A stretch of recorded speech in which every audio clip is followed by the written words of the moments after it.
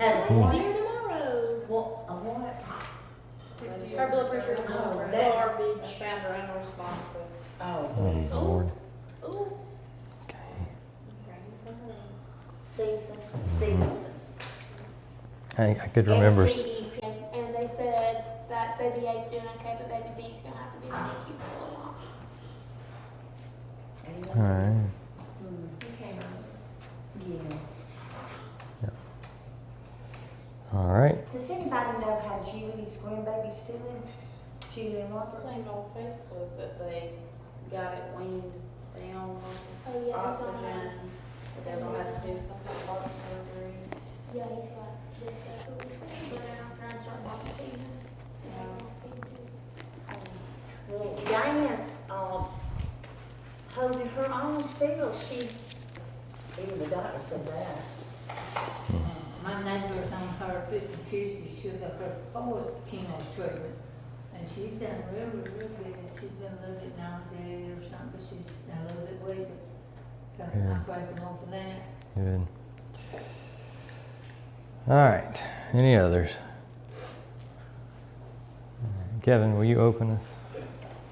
Heavenly Father, we just thank you for this time that you've allowed us to come and to gather in your presence, Lord, and to learn more about your word. We thank you for Brother Ian and his willingness to teach discipleship training. Father, I just pray that our hearts are... All right. So this is going to be, I don't know what to call it. This is like the, atmosphere beast than what we're used to dealing with. So what I'm attempting to do is to kind of hit the high points and explain some of the ways that Islam asks Muslims to think. And that's pretty much where we're going to have to leave it. But I think it's important that we think about that because you see an awful lot on the news about, radical Islamic terrorism or, like there was a big thing during President Trump's first term where, Democrats would refuse to say radical Islamic terrorism. And there was a lot of political importance put on whether or not somebody would do that. So kind of the question now for us is, what does that mean and who is that actually talking about? Because it's not Islam full stop, right? So I will tell you, we are going to talk about the Quran. I've got some Quran passages pulled up. I thought about giving you a copy of one of the chapters out of the Quran. I didn't. If you're interested, you can go find it yourself. Google Quran in English, because otherwise you're going to find it in Arabic. And good luck. Maybe you know Arabic. I don't. So here's where I want to come from in terms of a perspective on this, which is you cannot love a neighbor you refuse to understand. And we talked last week about family and how, at least at its most basic level, Islam claims, just like Christianity, just like Judaism, to have origins with Abraham. And if that's the case, then we are maybe estranged kinsmen, but we're there. But even more than that, our Bible tells us, and we believe as Christians, that all people are made in the image of God, regardless of whether they accept the God in whose image they're made. All right? And so our job as Christians is to show them who that is, and we can't do that if we are not trying to meet them where they are in some ways. So, all right. With that said, I want to keep in mind Matthew 22:37 through 39. When they asked Jesus, what is the greatest commandment? Jesus' response, you shall love the Lord your God with all your heart, and with all your soul, and with all your mind. This is the great and first commandment, and the second is like it. You shall love your neighbor as yourself. So what we're doing tonight is we are taking seriously the faith of 1.4 billion people, which is 1 in 4 on Earth. So that doesn't, that's a little scary. It doesn't necessarily mean that you're going to find every fourth person to be a Muslim. This room is proof that that's not going to happen. But if you go into other parts of the world, that concentration kind of increases. And then certainly when you get into the Middle East, it's predominant, right? Islam is the second largest global religion. Right behind it is Hinduism. So just to put that in perspective, 1.4 billion Muslims, about 20 million Jews. So we do a pretty good job at understanding the Jews and the Jewish faith. We do a really bad job of understanding Muslims. Now, to put that into even greater perspective, Christianity is leagues away from this in terms of adherence. So we have a job to do, and part of that is to understand, and then part of that is to minister. So let's start with a little bit of history. If you don't like history, sorry, but that's where we're going to go. This is a map of the Middle East, plus a little bit, around AD 570. This is before Islam is established as a religion. So what you can notice here, this is, by the way, Muhammad was born around AD 570. That's why we kind of picked this time period. He was born in Mecca. So when you hear on the news, or whenever you even hear a turn of phrase that uses Mecca, the reason that Mecca is so important to Muslims is because that is the birthplace of Muhammad. You'll see Mecca down here under the Red Sea, right here. All right. So that is where he is born. Mecca is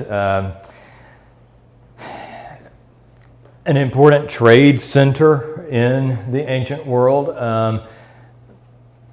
If you kind of can follow those lines, and in fact, I think I gave it to you a little bit bigger. Yeah. The yellow, those are land trade routes. So notice that there is pretty much a direct line from Mecca to Petra, Damascus, Aleppo, over to Jerusalem, or you can, take a side trip and go into Egypt and then up into Jerusalem. So what I'm saying is Mecca is not separated from, Muhammad was not separated from Judaism or Christianity, because those trade routes have it connected, and it's connected beyond that. You can see they go all the way up to Constantinople, which is the capital of what we think of as Turkey today. You've got Jewish communities in places called Medina, which is just north of Mecca on the map. You see kind of the dotted purple arrow. That's Medina. Those are Arabian cities, but there's heavy Jewish presence there. And so, the stories of Abraham and Moses and Jesus are circulating in this region long before Muhammad received his first revelation, all right? And so the way that they think of Muhammad is as a prophet, that he received the final revelation of God to people, and that comes to us in the Quran. So around 610 AD, so if he's born in 570, he's about 40 years old, Muhammad began receiving what he understood to be revelations from God, or Allah, which is just the Arabic word for God. And by the way, if you go into Arabic-speaking countries and you're talking to Christians, they are going to refer to God as Allah, all right, because it's just the translation. When you come into understandings of who Allah is, that's where there's the distinction, right? So these revelations, he starts getting at age 40. They continue, he says, for 23 years and are compiled into the Quran. So basically, Muhammad is 63 when those visions sort of stop. What is interesting about the Quran and the way that Muhammad presents it is that it is not a replacement for the Bible. We often think about it that way, but what the Quran actually presents itself as is a continuation of, and in some places, a correction of the Bible. It assumes that those people who are reading the Quran already know the stories of Abraham and Moses and David and Jesus and so forth. So some of those stories are retold in the Quran, and they sound very much like what we have in the Bible, and sometimes they're told in very different ways. So one of them that we'll kind of look at in a little bit is the birth narrative of Jesus. We won't look at the whole thing, but I can point you to it if you'd like to see the rest of it. The part that we won't look at involves the infant Jesus talking and defending his mother after she gave birth to him under a palm tree. Okay, very different narrative, maybe. I say maybe because, okay, what is a manger? Where was a manger at? Could it have been in a field under a palm tree? I mean, that's not an unlikely spot for it, right? Still could be under a palm tree. How many of your nativity sets have a palm tree in the front, right? Right, yeah. So, I mean, I don't know if that's just a different choice of emphasis on the location or if it really signals something different, but what is different is baby Jesus doesn't talk in our version and he does in theirs. So, all right. What it does claim, what the Quran does claim, is that the core message of all of the prophets has always been the same. There is one God, you submit to him, and you practice justice. Now remember 2 weeks ago we were talking about the land, and remember what it takes to keep the land, or to stay in the land. You have to be just, right? Those are God's qualifications to the children of Israel when they go into the promised land. You have to be just. That core message of one God, submit to him, and practice justice in the Quran has a name, and the name is Islam. So when we think about Islam, not only is Islam a religion, Islam is a Quranic practice, if you want to call it that. That word means submission, all right? Submission to the will of God. A Muslim is one who submits, in translation. So the foundational theological claim of Islam is called Tawheed, the absolute oneness of God. Now this is one of those places where as Christians we're going to have interpretive differences. I say interpretive because watch, Deuteronomy 6:4, Hear, O Israel, the Lord our God, the Lord is one. All right, so Muslims, fine with that. Actually very happy with that. What they're not happy with is a Christian coming along and talking about the Trinity. All right, the Trinity is a big problem. Well, wait a minute, that's a big problem for some Christians. We have them in most of our families, right? I mean, and you know, we can get off on a rabbit. I'm not going to. We could get off on a rabbit as to how important that truly is. I don't know. Maybe we'll run that rabbit later. But this is the Shema, right? This is the most important prayer in Judaism. The prayer that Jesus himself called the greatest commandment, or as part of the greatest commandment. And that is also the foundational principle behind Tawheed. Muslims would say that's exactly what we're saying. One God, no partners, no divisions, no rivals. It's him.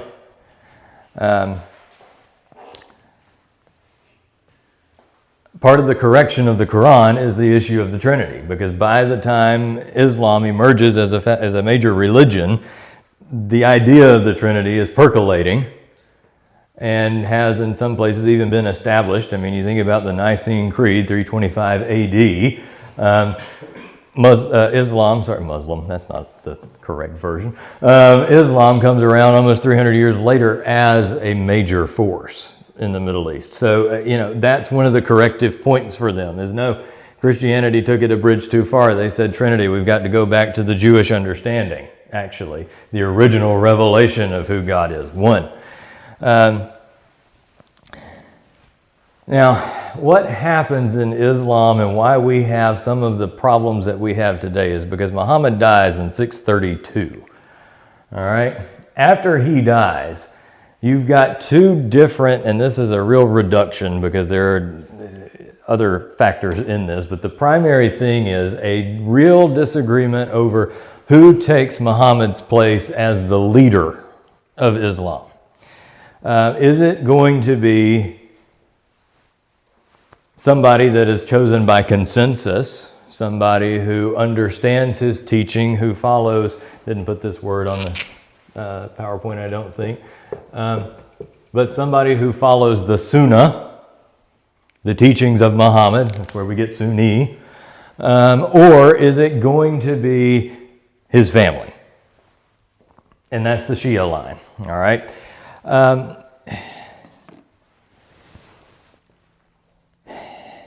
The Shia folks thought that it was his cousin and also his son-in-law, same guy, should be the rightful heir after Muhammad dies. Now, that's not the way that history goes. Before you get to Ali, who would have been the follow-up, there are 4 other caliphs, all right, 4 other leaders. Shia Muslims to this day do not believe that the first 3 were legitimate, because they were the 3 who were chosen by consensus, and they were all killed in some way, and a new one was chosen. So, all right,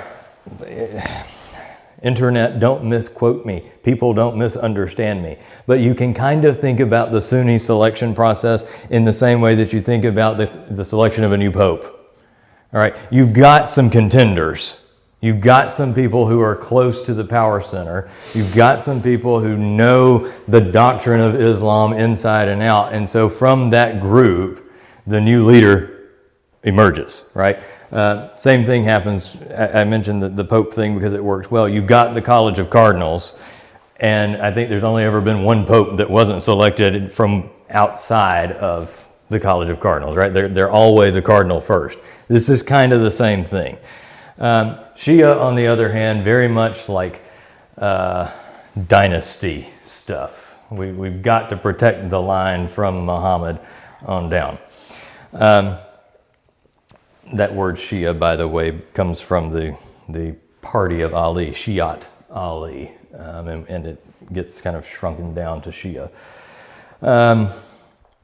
Another way to think about this is, imagine in the early church if there had been a conflict over who leads the early church. Is it Peter, or do they have a fight about it? I mean, as Baptists, we don't really like to acknowledge the fact that Peter is the de facto leader of the early church. He just is.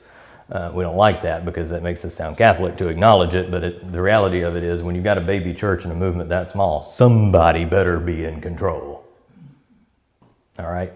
And Peter was the guy. Peter is the guy who is kind of dubbed by Jesus. It's you. You're going to be the one who protects my church. Now, does that mean that Peter was the end-all be-all? No. Right? There are other bishops, there are other early church leaders. But what is interesting comparing Christianity and Islam is Christianity didn't fight it.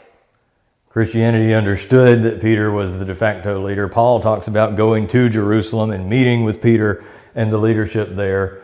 It was just accepted and moved on. Not so with Islam. So over time, you get these differences that develop between the Sunni and the Shia Muslims. So the Sunni believe that the first 4 caliphs, the first 4 leaders, were rightly guided, meaning they were rightly chosen by the leadership to be the caliph. The Shia believe that Ali should have succeeded Muhammad, and he doesn't get to. He has to wait about 20 years before he gets there. The Sunni believe that Muslim rulers should follow the Sunnah, which is just Muhammad's example. You want to be the leader of Islam, well, then you need to act like the leader of Islam. The Shia believe that all Muslim rulers should be descended from Muhammad, and they do not recognize the authority of the Sunnah. So you can be a really good Muslim, that doesn't qualify you to lead Islam.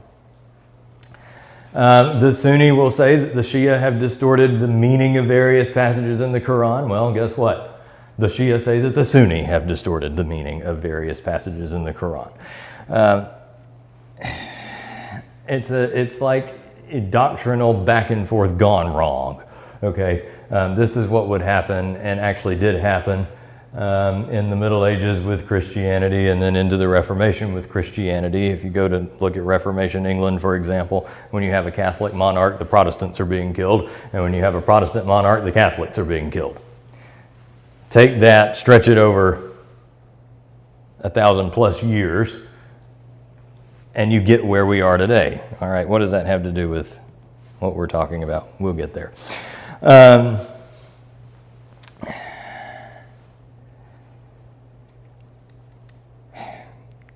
Shia Islam has this very structured clerical hierarchy that Sunni Islam does not have.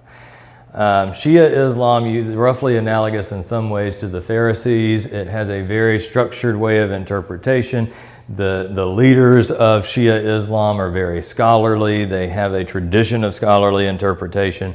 They also have a deep theology of suffering and martyrdom. And that comes from the death of Ali, the fourth caliph. His son Hussein dies at the Battle of Karbala in 680 AD. All right, so just 60 years post, well, not even 60, 50 years post Muhammad, you have the death of the caliph's son.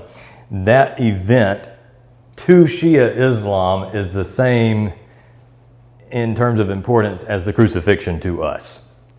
Because for them, that is the definitive story of innocent suffering at the hands of unjust power. All right, so how does that translate to now?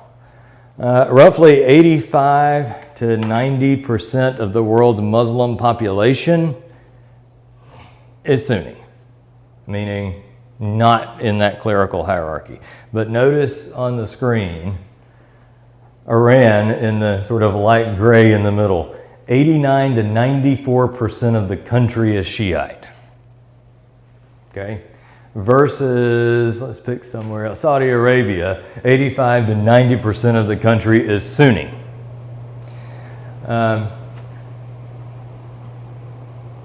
Jordan, 98% Sunni. All right, now Iraq is interesting. 60 to 65% Shiite, 32 to 37% Sunni, 3% other. That 3% other is probably Christian or Christian adjacent is the way that I would call it. But fun fact, Al-Qaeda is not a Shia organization, it's a Sunni organization.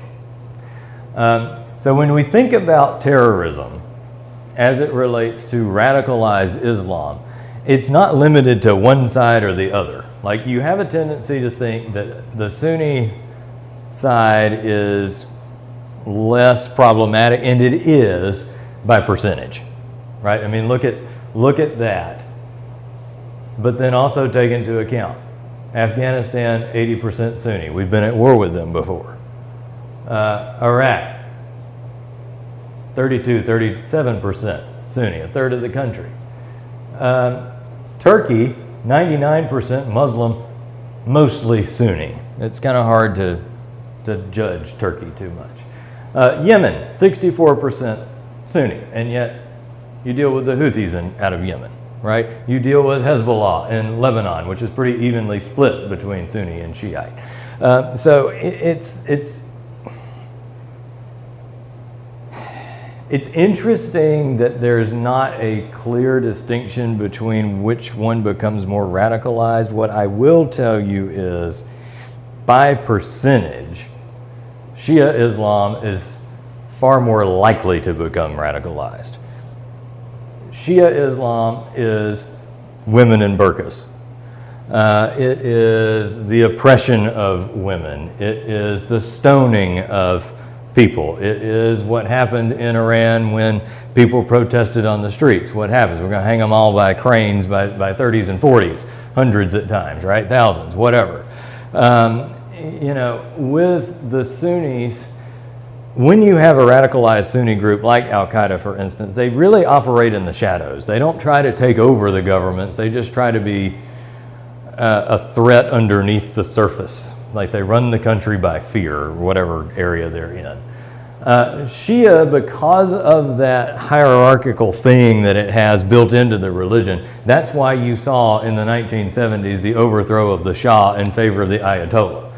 The Shia were not going to be happy not having governmental political control, because it's far more theocratic than the Sunnis. All right? I've gotten off of my notes a little bit, but most Shia Muslims live in Iran, Iraq, Bahrain, Lebanon, and parts of the Gulf. And that's pretty much where the current conflict is. That's pretty much the fault line for what's happening. If you think about the rivalry between Saudi Arabia and Iran, for example, that rivalry is pretty much political and economic. with some theological stuff thrown in. When you hear about proxy wars in Yemen and Syria and Lebanon and Iraq, part of what you're hearing about is this divide between the Sunni and the Shia. Part of the story that we don't hear very much in our context is that divide leads to Muslim on Muslim violence as much as it leads to Muslim on Jewish violence or Muslim on Christian violence. The Sunnis and the Shias hate one another, by and large.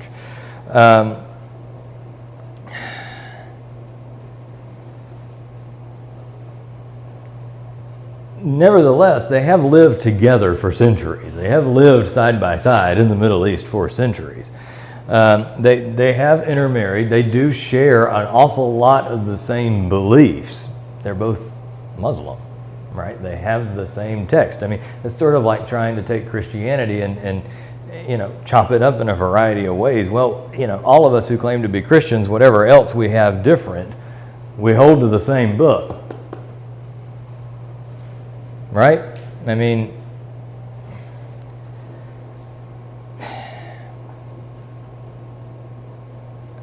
let's take a different approach.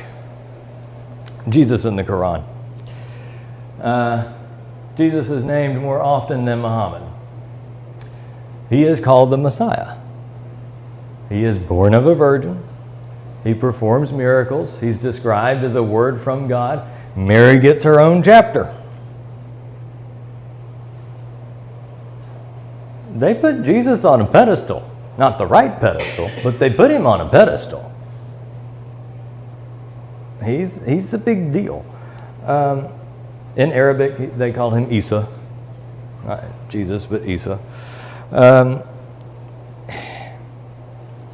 Also called a spirit from God. I didn't put that up there, but also a spirit from God. Mary becomes Miriam in the Quran. Same woman. She's the only woman in the Quran to have a chapter named after her. So let's just look at that. All right. This is on the left side is the Quran, right side is the Bible. Verse 18 on the Quran side. She said, I take refuge from you in the most merciful, should you be righteous. Now this is when the angel has appeared to her. And the angel says, I am only the messenger of your Lord to give you the gift of a pure son. She said, how can I have a son when no man has touched me and I was never unchaste? He said, thus said your Lord, it is easy for me and we will make him a sign for humanity and a mercy from us. It is a matter already decided. All right, now when you read that, there are echoes of the biblical narrative, which we'll look at. There's also echoes of the Old Testament. We will make him a sign for humanity. It sounds a lot like Isaiah.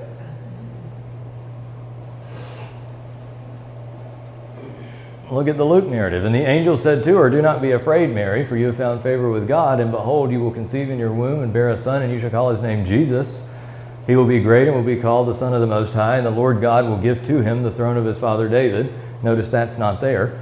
And he will reign over the house of Jacob forever, and his kingdom there will be no end. And Mary said to the angel, look at 34 and 20, how will this be since I am a virgin? And the angel answered her, the Holy Spirit will come upon you, and the power of the Most High will overshadow you. Therefore, the child to be born will be called Holy, the Son of God. Differences in emphasis, right? We're not seeing the emphasis on Son of God.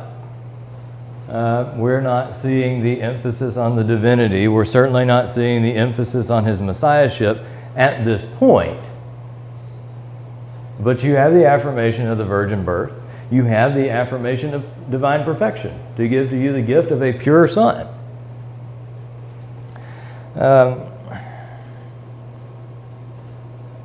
So where do they diverge? That is Christianity and Islam. Number one, the crucifixion. Islam says that Jesus was not killed, but raised to God. You bypass the death part. Jesus gets out of jail free. That's probably blasphemous, but didn't mean it to be. And number two, the Trinity. because Islam sees it as a violation of God's oneness.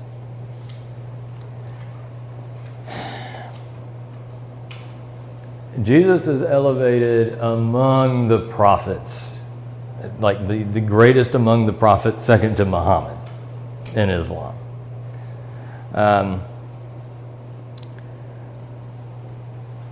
There are some scholars. Well, first, why don't I just give you the Quran on the crucifixion? They did not kill him, nor did they crucify him, but so it was made to appear to them. Okay, so what does that do? It skirts the historical issue. The reason that Christians say that Jesus was crucified is because they really believed they saw him being crucified.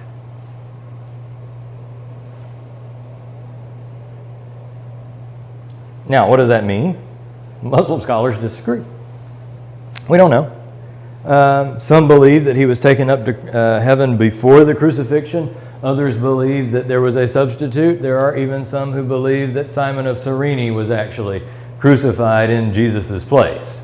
He carried the cross, so it makes sense that he would be the one to cover for it. Either way, the mainstream position, again, is that he was not actually killed. But they do believe that Jesus will return at the end of time.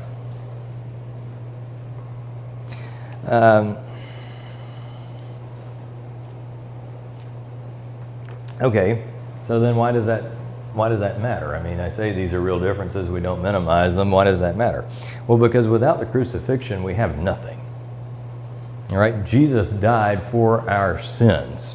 We're not meriting our way, we're not working our way, we're not able to meet the demands of God. And therefore, Jesus did that and died in our place so that we could be redeemed. But if Islam denies the crucifixion, then we're disagreeing about the most important thing. On the issue of the Trinity,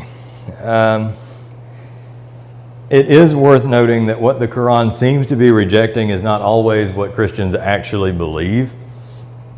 There are some scholars who think that what the Quran is critiquing is a version of the Trinity that included Mary as a part of the Trinity. And so the way that would work is God the Father, Allah for them, Jesus, God the Son, Mary, God the Mother. That is, for some Muslim scholars, what they believe that the Quran is critiquing. Either way, the insistence on oneness in the way that Islam insists on it is incompatible with the Bible. Because it at its best, it's still modalism, right? It's still God appearing in certain forms at certain times in certain ways. I would also say they don't obviously acknowledge the divinity of Jesus. He's not divine, even if he is a prophet. So, there again, another tag against the Trinity, so to speak. But just to kind of capture where we are at the moment, Islam and Christianity have an enormous amount of common ground. The oneness of God, although maybe understood differently, the importance of Abraham, the honoring of Jesus and Mary, the call to justice and mercy. Something else? We'll come back. I guess we'll go to this first. This is from the second chapter of the Quran. I'm really glad that the Bible was written differently because the second chapter of the Quran has like 200-something verses. So this is verse 177. Righteousness does not consist of turning your faces toward the east and the west. Now that's very interesting when you think about Muslim practice because they turn and face the east and pray 3 to 7 times a day, depending on their stripe. But righteous is he who believes in God and the last day and the angels and the scripture and the prophets. Well, okay, Jesus is rolled into that. Who gives money, though dear, to near relatives and orphans and the needy and the homeless and the beggars and for the freeing of slaves. Those who perform the prayers and pay the obligatory charity and fulfill their promise when they promise, and patiently persevere in the face of persecution, hardship, and in the time of conflict. These are the sincere, these are the pious. So, you want to be a good Muslim? There it is. That's what you do. Interestingly enough, if you want to be a good Christian, that's a good starting point. That's not all of it, but that's a really good, at least social starting point, right?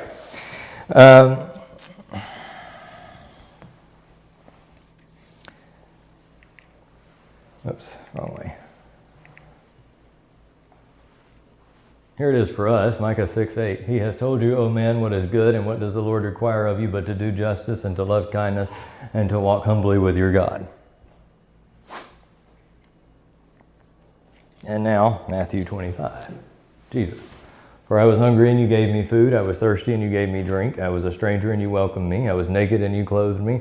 I was sick and you visited me. I was in prison and you came to me. I mean, that's a striking overlap. I don't bring that out to say Islam is closer to Christianity than you think. Okay, I'm not saying that because there is a lot of water under the bridge in terms of theology. In terms of ethics, purely understood from the Quran, not the way that they're practiced, but purely understood from the Quran, there's actually a strong foundation. And it is because we share the same Old Testament roots. Jesus riffs on the Old Testament constantly. Jesus never says ignore it. Jesus never says do away with it. Jesus says I came not to abolish the law and the prophets, but to fulfill them, right? So he's riffing constantly on that stuff. The Quran riffs on it. Maybe wrong, but it riffs on it.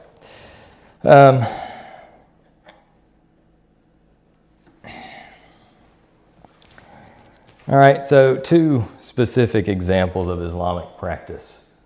Zakat and Ramadan. Zakat is one of the 5 pillars of Islam. We didn't even get into that, but 5 pillars of Islam. I won't try to name them because I'll forget one.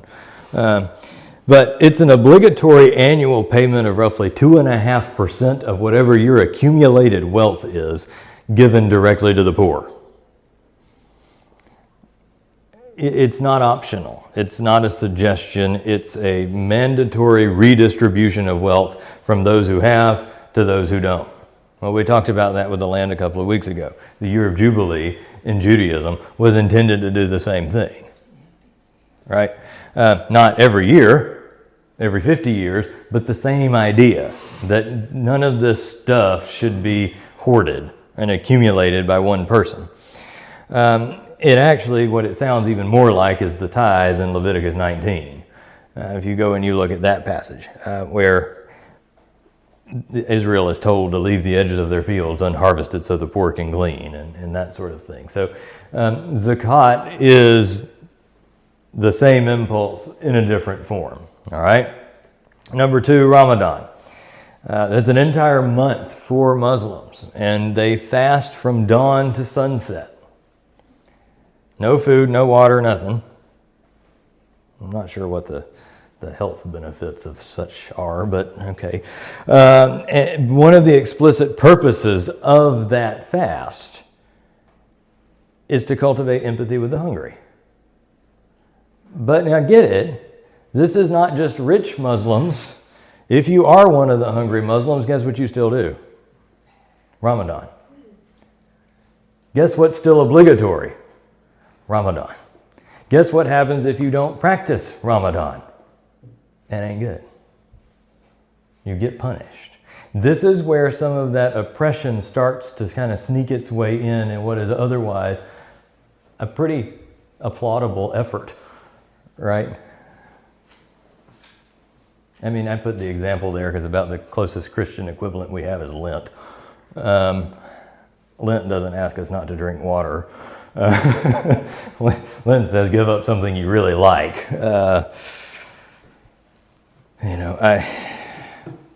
Actually, it doesn't say give up something you really like. What Lent actually says is give up something you think you need. so that you learn to rely on God for that need instead of whatever the thing is.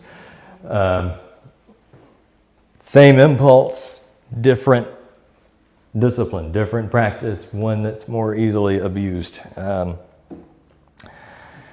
The Quran also has a term for Jews and Christians. It calls them al-Kitab, say that backwards, Kitab, people of the book. It's a category of respect. It means that they don't consider Jews and Christians as pagans. They don't consider us to be idolaters. They believe that we are people who have received genuine revelation from God, but it's not complete. We don't have the whole story. The Quran was given to finish it out. Now, if we think about the history of how Muslim majority societies treated Jews and Christians, well, then that gets mixed. Under the Dhimmi system, Jews and Christians were given a protected but subordinate legal status. They can practice their faith, they can govern their own communities, but you pay a special tax and you have certain other restrictions. Not equality in the modern sense, but it's not exterminationist. They're willing to live side by side, even if they're also willing to put you in your place, so to speak.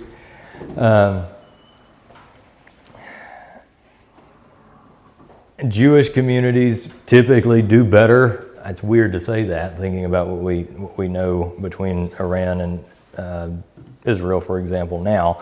But Jewish communities usually did better under that system. The golden age of Jewish philosophy takes place under Islamic governance in Egypt and Spain. Basically, what in the best ways, what happens with the relationship between Muslims and Jews is Muslims give Jews just enough leash to hopefully figure out that they need to be Muslim, right? I mean, that's kind of the impulse. But they don't try to force it. At the same time, all of that is very complicated because we see now we're not having a golden age of Jewish philosophy thanks to the Muslims, right? We're having a golden age of warfare thanks to the Muslims. A particular group of the Muslims, a particular faction with a particular agenda, but there it is. Go back, I wish I could go back to that map for a minute, but I don't know if I can find it. There it is. All right, so the military strikes that we launched against Iran happened during the month of Ramadan.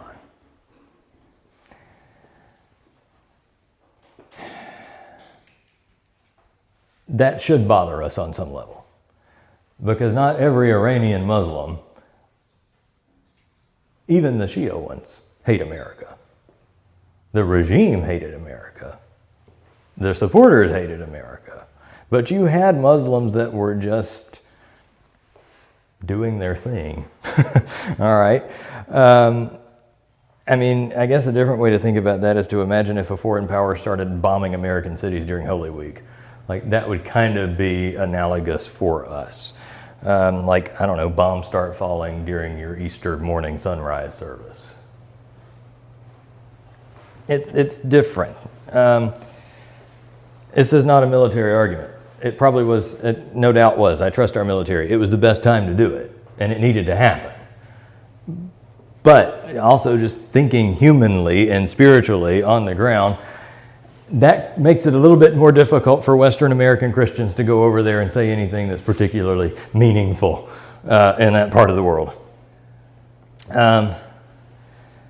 So that idea of American missiles striking a Muslim country during its holiest season just reinforced, in a lot of ways, every negative narrative about Western contempt for Islam.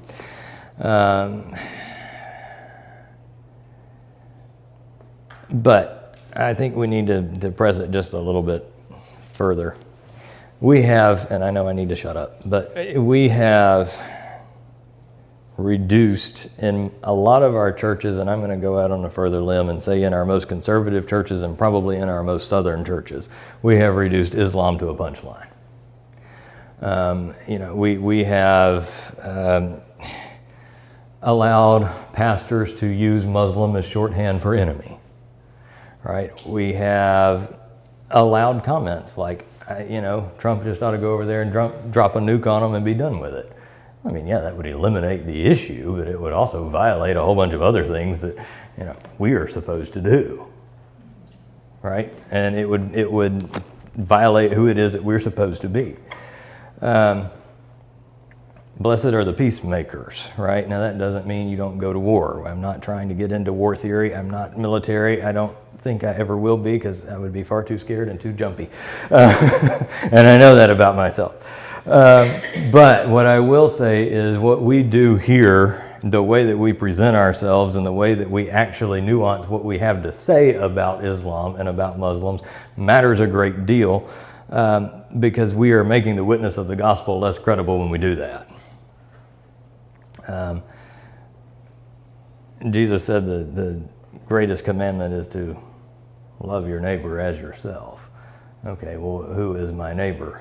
Enter parable of the Good Samaritan, two people who hated each other, two groups of people who hated each other, but they are the ones that are central in that story.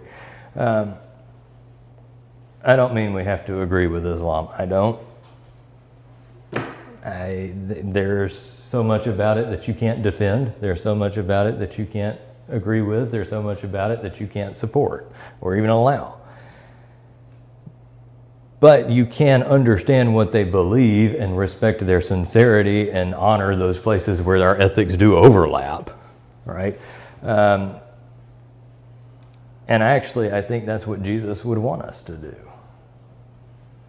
as opposed to just blow them all up. I remember, not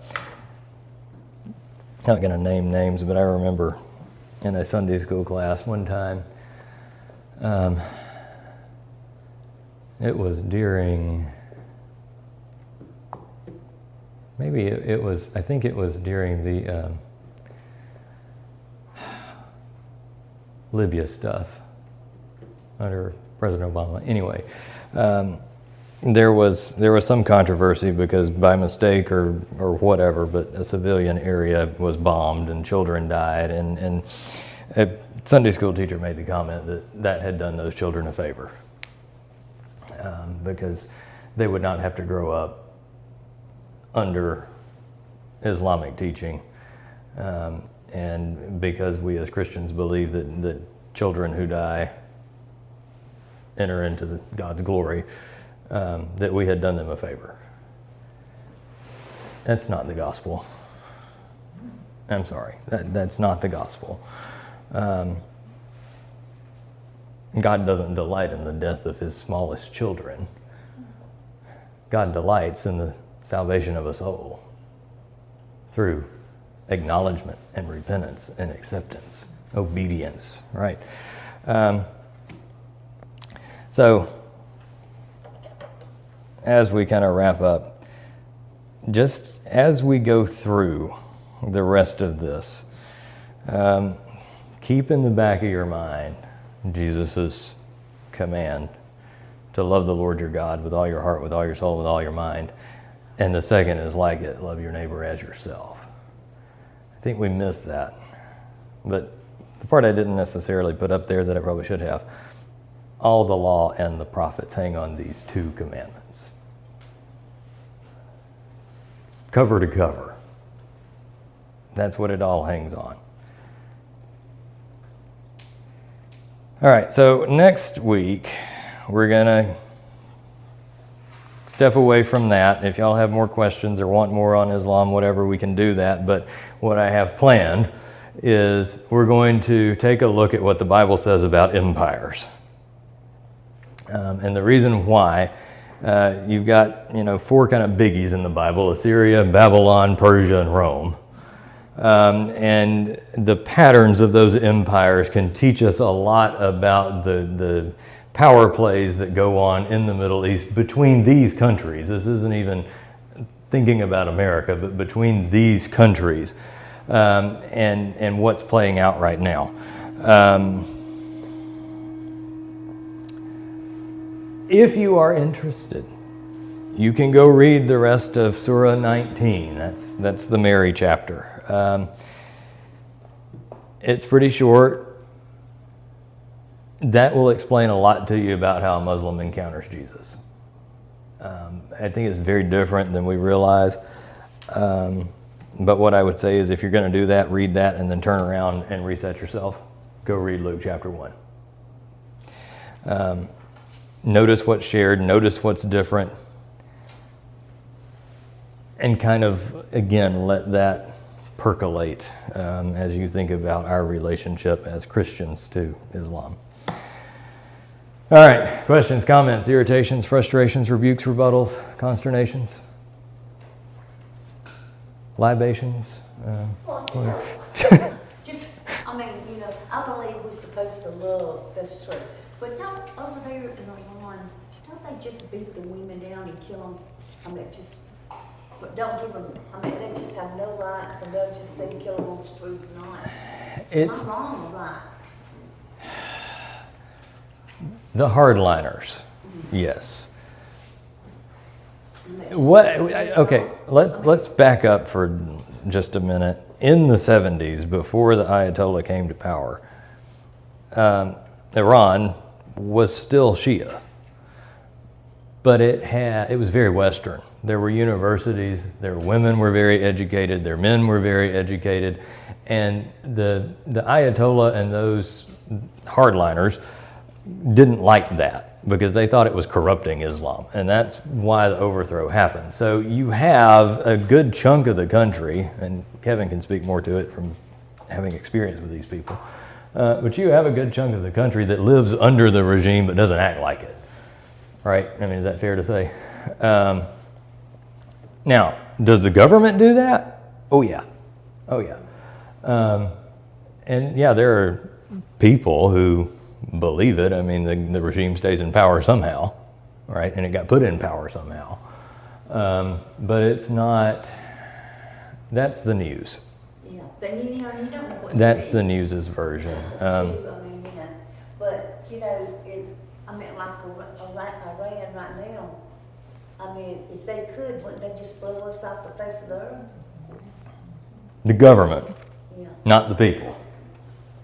I mean, that's the distinction, and then you can come on in, Miss Connie. And then the question to me is, we have to deal with that, right? We have to deal with that, but how do you deal with that without? So, They're even trying to do the same thing, but I don't. let me put it this way.